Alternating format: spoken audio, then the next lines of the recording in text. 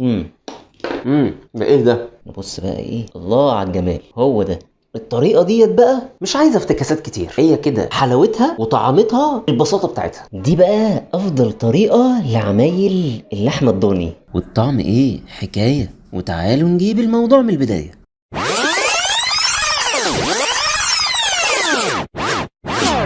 هنجهز اول حاجة التتبيلة بتاعتنا. هنجيب شوية زبدة ونسيحهم سنة صغيرة، ننزل عليهم شوية ملح، فلفل اسود، شوية بهارات مش كتير، شوية بابريكا علشان اللون، وبس كده. هنقلب كله مع بعضه لحد ما الزبدة تسيح خالص والبهارات كلها تدوب في الزبدة.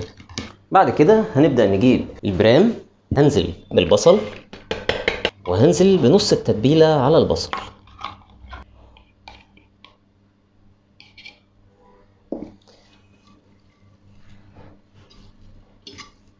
نقلب تقليبة سريعة بس كده. ننزل شوية طماطم، يعني تقريبا طماطمتين هنقطعهم.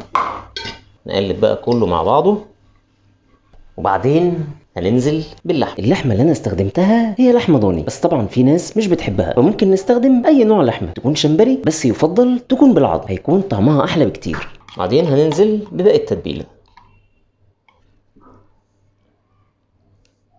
حاول ان احنا برضو تتبيلة برضو على البصل كله يتوه مع بعضه بقى.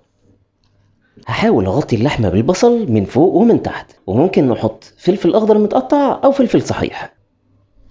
هنزل بشوية مية صغيرين خالص، ما يكملوش تقريبا نص كوباية، يعني يمكن اقل من نص كوباية. بعد كده هجيب ورق الزبدة، وبعدين ورق الفويل. اهم حاجة ان احنا نقفلها كويس جدا، وبعدين هننزل بالغطا. هندخلها الفرن لمدة ساعتين على حرارة 170 او 180. وده كان وقت تخفيف الأحمال. شلت ورقة الزبدة والفويل كان بعد ساعة ونص بالظبط، ودخلتها الفرن تاني علشان الوش يتحمر شوية لمدة نص ساعة. وده شكلها بعد ما خرجت.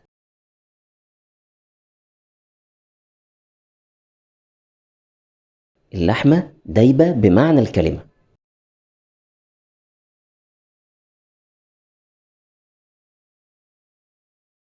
نبص بقى ايه، الله على الجمال. هو ده ايه ده بس اللحمة دايبة دايبة يا جماعة. هو في كده؟ بصوا اللحمة ايه ده، ايه اللي بينزل منها ده؟ الله. الطريقة ديت بقى مش عايزه افتكاسات كتير، هي كده حلاوتها وطعامتها البساطه بتاعتها. بجد بجد طعمها جنان. عايزك بقى تركز في التفاصيل معايا، اهم حاجة التفاصيل.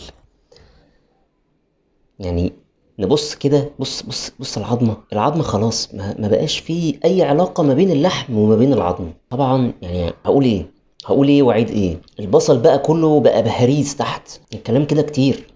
بص بقى الحتة دي ملغمة. امم ده ايه ده؟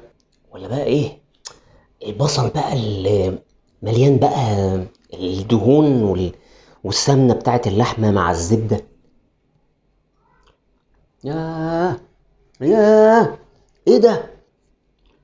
شيء رائع. طب سؤال بقى، يعني الأكلة دي تتاكل بإيه؟ يعني ممكن ناكلها مع رز ولا مع عيش مم. ولا كده حاف؟ لا، أنا مش قادر، أنا لازم أغوص في الطاجن ده. ميزة الطاجن ده بقى في البساطة بتاعته، حاجة كده مفيهاش لعب كتير، يعني كأننا بنعمل حاجة طبيعية. دهون اللحمة نزلت، يعني استوت اللحمة مع الدهون بتاعتها مع المية بتاعت البصل مع الطماطم، ميكس كده، حاجة كده دلع. الأكلة دي تتاكل مع ايه؟ ناكلها مع رز ولا ناكلها مع عيش؟ ما تنسوش تكتبوا لنا في التعليقات انتوا أكلة زي دي تاكلوها بالعيش ولا تاكلوها بالرز. ما تنسوش تعملوا لايك وشير وتمنشنوا لحبايبكم اللي هتاكلوهم اللحمة الضاني دي. اشوفكم في فيديو جديد.